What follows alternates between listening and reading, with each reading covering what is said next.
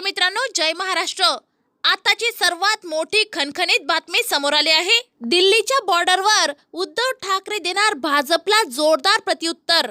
तर कोणत्याही महत्त्वाची बातमी बघूयात। दिल्लीच्या सीमा भागात शेतकऱ्यांचे आंदोलन सुरू आहे। हरियाणा आणि पंजाबच्या शंभू बॉर्डरवर या आंदोलक शेतकऱ्यांना रोखण्यात आले आहे। या दरम्यान शेतकरी आणि सरकार यांच्या चर्चा सुरू आहेत। मात्र शेतकरी ऐकण्याच्या मनस्थितीत दिसत नाही।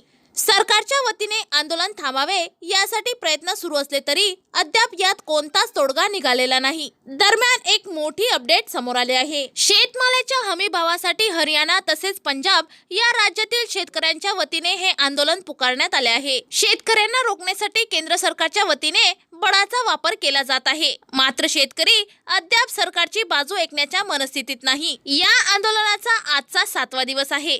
या दरम्यान सरकार आणि शेतकरी यांच्यात अनेक वेळा चर्चा झाली, मात्र तरीही तोडगा निघालेला नाही। अशातच शेतकऱ्यांची बाजू समजून घेण्यासाठी आणि शेतकऱ्यांना येणाऱ्या अडचणी जाणून घेण्यासाठी उद्धव ठाकरे दिल्लीच्या बॉर्डरवर या शेतकऱ्यांची भेट घेणार आहेत। या भेटीनंतर उद्धव ठाकरे सरकारला चांगलेच मोठे प्रत्युत्तर देणार आहेत। तरी सरकार या शेतकऱ्यांच्या समस्या कधी सोडवणार याकडे संपूर्ण महाराष्ट्राचे लक्ष लागले आहे। यावर तुमचं मत काय हे कमेंट बॉक्समध्ये नक्की कळवा।